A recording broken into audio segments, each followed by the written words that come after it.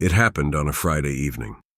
Former U.S. President Donald J. Trump sat across from a popular American news anchor during a live television interview. The conversation began with foreign policy, but then drifted. When asked about U.S.-Africa relations, Trump leaned back, smirked, and said 5 words. Africa is a complete mess. There was a moment of stunned silence. The anchor blinked. Even the studio light seemed to pause. The words felt cold, arrogant, dismissive. By the time the broadcast ended, millions had seen the clip. Within an hour, it was everywhere. Twitter, TikTok, Instagram. Africans from every corner of the continent began reposting it in disbelief. In Ouagadougou, Burkina Faso, Captain Ibrahim Traoré watched in silence. He was in his office, surrounded by files about gold exports, military briefings, and aid discussions. His jaw tightened. He didn't scream. He didn't post. He didn't even speak. But inside, something ancient stirred. A decision was made. Tomorrow he would speak. Not just for Burkina Faso, but for every child who had ever been told their home was worthless. The sun rose like fire over West Africa. News vans began arriving at the gates of the People's Palace in Ouagadougou before dawn. Rumors had already spread. Captain Traoré would respond. The courtyard was filled with reporters, activists, elders, and even students. Some carried handmade signs. We are not a mess. Africa is power. Burkina Faso stands tall. Inside, Traoré stood before a mirror, buttoning his uniform slowly. An aide whispered, "You don't have to do this, Captain. You know what they'll say." He nodded. "Exactly. That's why I must." As the cameras rolled, he stepped out and walked to the podium. For a moment, all was silent. No papers, no teleprompter. Just a 36-year-old revolutionary in front of the world, standing for something deeper than politics, dignity. Then he looked directly into the camera and spoke his first words. "When you called Africa a mess, you spoke not of a continent, but of your ignorance." Gasps, silence, a few claps. Then he said something that set the world on fire. 3 simple words. "We are rising." And from that moment, nothing would ever be the same. Within 30 minutes, the video was everywhere. Facebook, YouTube, TikTok, millions shared it.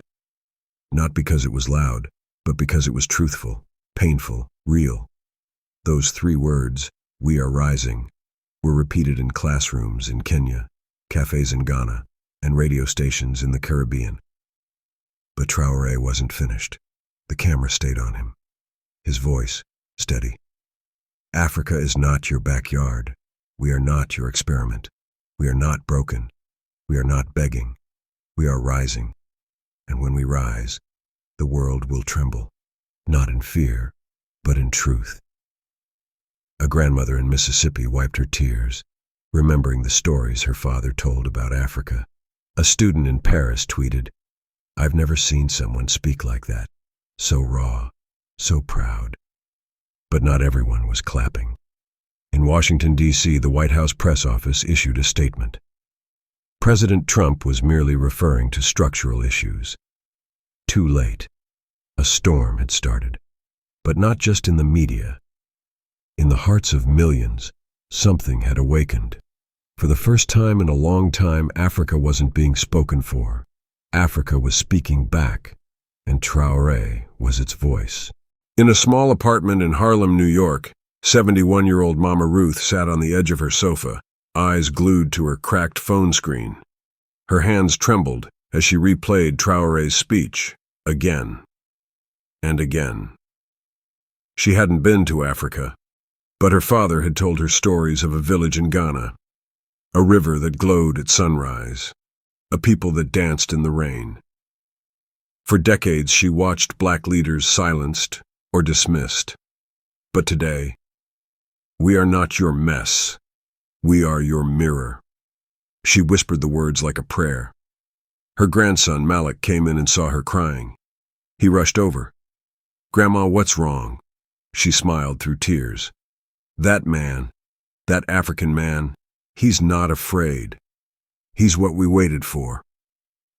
Across the ocean, a Senegalese fisherman watched the same clip on a friend's phone. He nodded and said, "Maybe they'll finally see us now." Something was changing. In homes, in hearts, in souls. Traoré didn't just defend Africa. He gave the scattered children of Africa, from Jamaica to Baltimore, a reason to feel proud again. And pride, once awakened, does not go quietly. But power never speaks without a price. By Monday, American news networks were ablaze. Fox News called Traoré unstable. A Republican senator called him the next Gaddafi. Twitter was a battlefield. Some Americans called for sanctions. Some demanded an apology. But Traoré did not flinch. He held a town hall in Ouagadougou, not with officials, but with farmers, women, and barefoot children. He listened. He asked a woman, "What do you want from your country?" She smiled. "Just dignity, that's all." Back in the U.S., universities held debates. Is Africa finally reclaiming its voice? Was Traoré disrespectful or revolutionary? Even Hollywood stars began speaking. Actress Viola Davis posted, "I've never cried like this. That speech broke me and healed me at the same time. Africa, I hear you." But still, behind closed doors, Western diplomats were worried.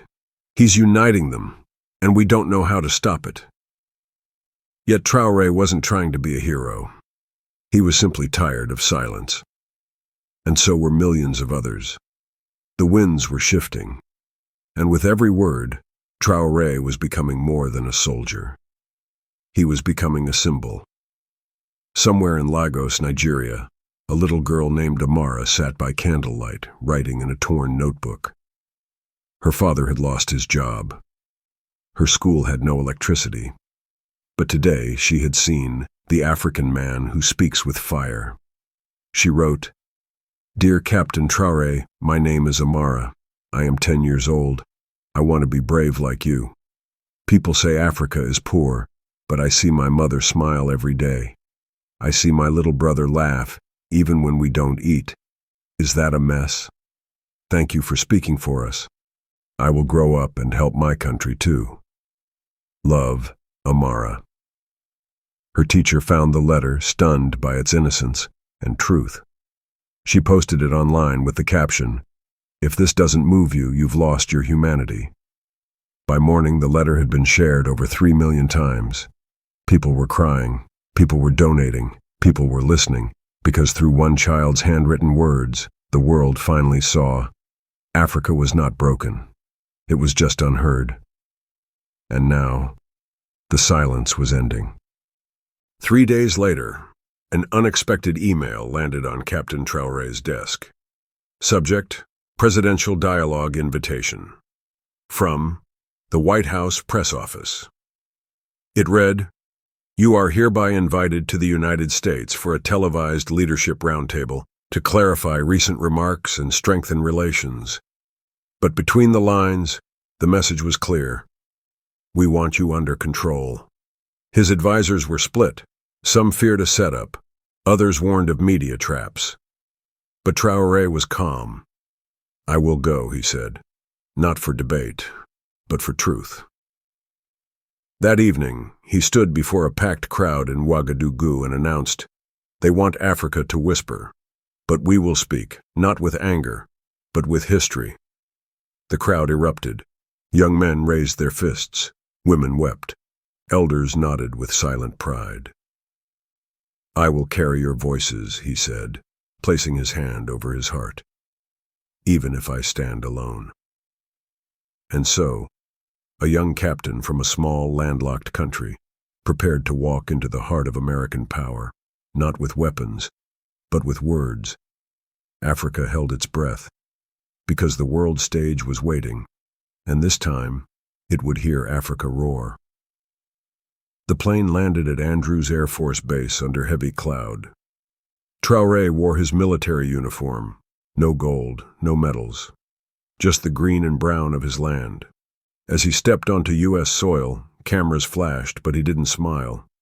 Behind him walked Fatou, a nurse from Mali; John, a cocoa farmer from Ghana; Ayo, a student from Nigeria. He brought them, not bodyguards, to remind the world. Africa is not one man. It is many voices. Inside the press hall, journalists whispered. American officials looked uneasy. And watching from home were millions, both proud and nervous. In Atlanta, a black high school student named Trevin leaned forward on his couch. His mom whispered, "You're looking at history, baby." But in Washington's back rooms, men in suits weren't smiling. He's not what we expected. He's smarter than we thought. Later that night, as Traoré walked the marble halls of a five-star hotel, he paused by a black hotel cleaner. The man looked up, stunned, then whispered, "My mother waited her whole life to see a black man walk in here without bowing." Traoré nodded and said only this, "Then let us not waste the moment." The hall was packed. Red, white, and blue banners hung from the ceiling. Cameras rolled. The moderator cleared his throat. Sitting across the stage from Traoré, Donald J. Trump, smirking, confident, arms folded. He leaned into the mic. "Look, I've said it before and I'll say it again. Africa's got problems. A mess, really. Corruption, crime, you name it." Gasps, murmurs. The moderator turned to Traoré. Silence. Then Traoré leaned forward, calm, unwavering. "Mr. Trump," he said gently, "when you see Africa as a mess, you forget who made the map." Dead silence. "You forget the hands that took our gold, our people, our language. And now you call us broken? Sir, we are the wounded, not the wreckage." The room froze. Even Trump looked caught off guard. Traoré continued, his voice rising. "You don't get to insult a house you helped burn." Suddenly the entire hall stood still. Some clapped, some frowned, but everyone listened. And far away in rural Burkina Faso, a little boy named Kader watched on a tiny TV and whispered, "That man is fighting for me." Because sometimes the most dangerous weapon in the room is a man who refuses to bow. In a dusty village outside Bobo Dioulasso, little Kader sat in his school uniform, hands folded tightly. He didn't understand politics, but he understood shame, the way people looked down on Africans like they were worthless, like their lives were cheaper. When his teacher wheeled in a battery-powered TV to watch the U.S. debate replay, Kader's eyes lit up. There was Captain Traoré, calm, brave, speaking like a lion. But just before the broadcast ended, Kader's body shook, his head dropped. The teacher rushed forward. Kader had fainted. The boy had not eaten in 2 days. His family's farm had failed from drought, and his mother had given her portion to her children. As the school carried him out, someone whispered, "He waited all week just to see that speech." A local reporter wrote about it online. The boy who waited for hope. And suddenly, Kader's face was everywhere. Tears, donations, outrage. Thousands wrote, "How can the world disrespect the land where this child was born?"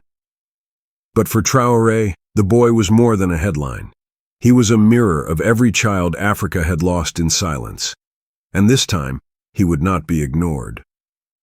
The debate ended, but the war had just begun. That night, after the cameras were turned off, Traoré was approached by a U.S. diplomat.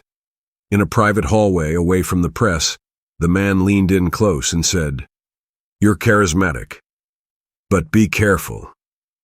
The world doesn't like African leaders who don't play by the rules." Traoré stared at him, silent. "You mean the rules you wrote?" he finally asked.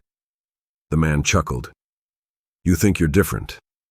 But remember Gaddafi, Sankara, Lumumba. The world watched them too, before it buried them." The air felt colder than before. But Traoré did not blink. He stepped closer. "I do not fear death. I fear silence." That night he walked alone under the Washington sky. He thought of Kader. He thought of his mother, who once sold her wedding necklace so he could study. He thought of his people, who had lived for generations without being seen. "If they want to silence me," he whispered, "they'll have to silence millions." Because this was no longer about politics. This was a man against a system, and he knew exactly what he was risking. At 3:42 a.m., a letter appeared on social media. It was handwritten, on rough brown paper, in shaky French. "Captain Traoré, I saw you on television. You made me feel like I matter. My father said we come from kings, but I've only ever seen us crawling. Please don't stop speaking, even if they laugh at you, even if they threaten you. Speak for us. Cater." The image was posted by a local teacher. By dawn, it had broken the internet. Celebrities shared it. Schools printed it. A Nigerian news anchor read it aloud and broke down in tears live on air. This is not just a child's letter," she said, sobbing. "This is the soul of a forgotten people." Even in New York, a hardened CNN analyst paused mid-broadcast and said, "For the first time, I feel ashamed of how we've seen Africa." But it was more than emotion now. It was awakening, and it was only just beginning. Because Captain Traoré read that letter with tears in his eyes and fire in his heart. And the next day, he would make a decision that would change history. Forever. Traoré returned to Africa to a hero's welcome, but behind the drums, the songs, and the dancing children, a shadow was forming. Some African presidents, those aligned with foreign powers, began to worry. Traoré's rising voice was a threat to their comfort. In a secret meeting in Nairobi, one of them said, "He speaks like he is Africa, but if he keeps speaking, we will lose control." Within days, international banks suddenly froze Burkina Faso's aid packages.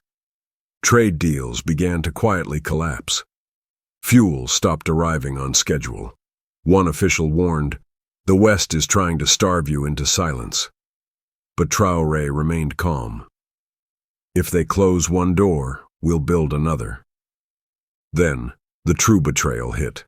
An African diplomat, once a trusted ally, leaked false reports to the UN, claiming Traoré was planning a coup against neighboring countries. The media ran with it.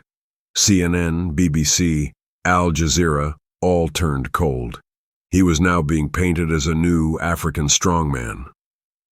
And just like that, the same world that had cheered his speech now began to turn its back.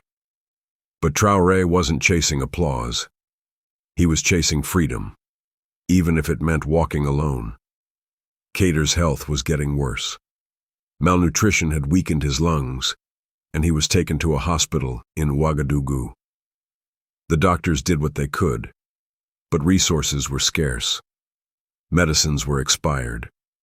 The generator failed 3 times. When Traoré heard, he dropped everything. He arrived at the hospital unannounced and walked straight into the boy's room. Cater, pale but smiling, whispered, "Captain, I saw you on the TV again. You're still standing." Traoré knelt beside him. "Because of you." The president removed his green beret and placed it on Cater's head. "This belongs to you now, because you are braver than me." A nurse caught the moment in a photo and posted it online with one word: humanity. Within hours, donations flooded in from around the world. Not just for Cater, but for hospitals, schools, and food drives across West Africa. And yet, that night, Cater's breathing slowed.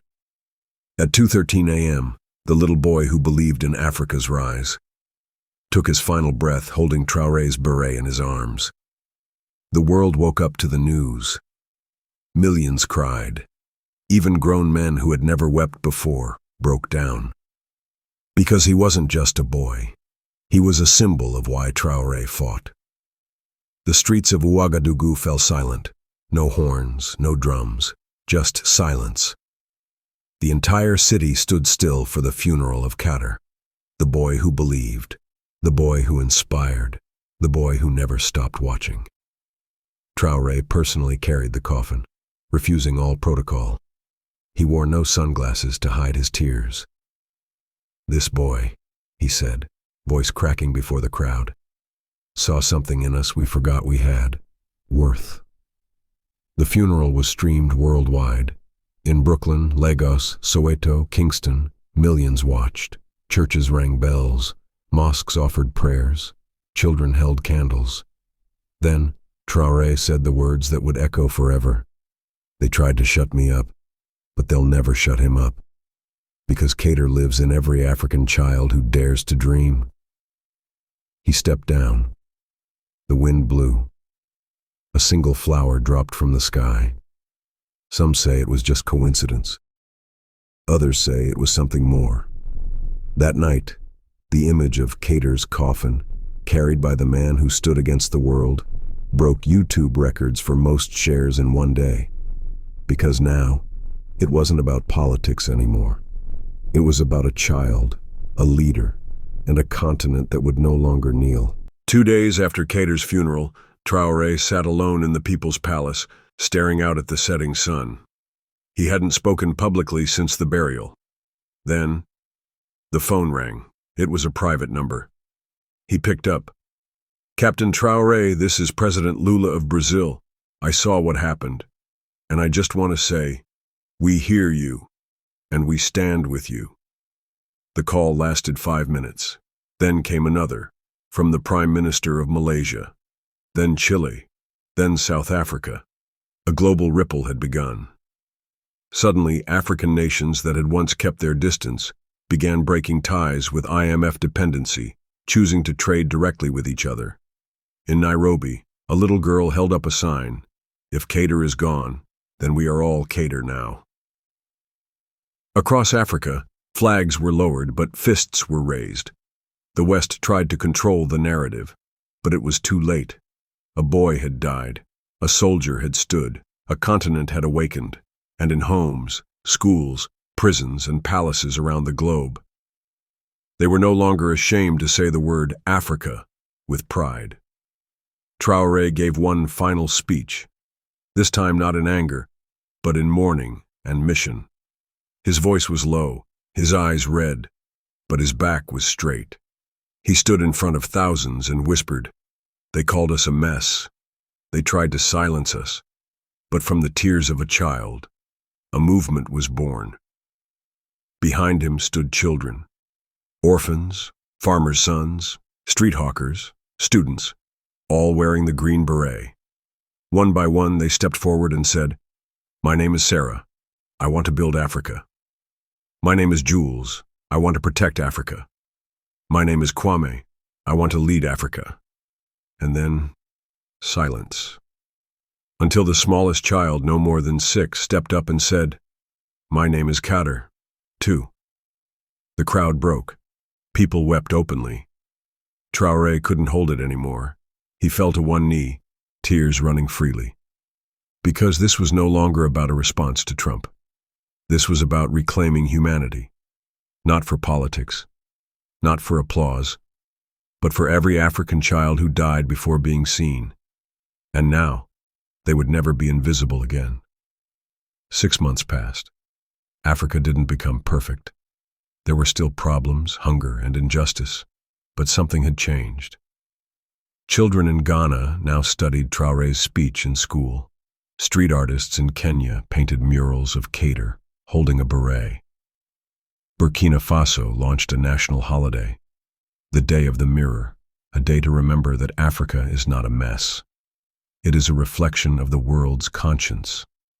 One evening, Traoré returned to the village where Kader was buried. He walked alone, no cameras, just him and the wind. He placed a white flower on the grave and whispered, "We spoke, little one, and they listened. You did that." He stood in silence, then turned to leave. As he walked away, a group of barefoot children followed him, quietly, humbly. One held his hand. Another wore a cape made from an old Burkina Faso flag. And in the distance, someone sang softly, "We are not your mess. We are your mirror." And from that mirror, the world finally saw Africa, not as a victim, but as a voice, forever. If this story moved you, if it made you feel, if it made you cry for a continent, a child, or a future worth fighting for, don't scroll past. Hit that like button if you believe Africa deserves dignity. Subscribe if you want more stories that break silence and lift the human spirit. And most importantly, comment below. I am Cater too. Let's flood the internet with a message they can't ignore. Because when we speak together, they can't silence us. Africa has spoken. Are you listening?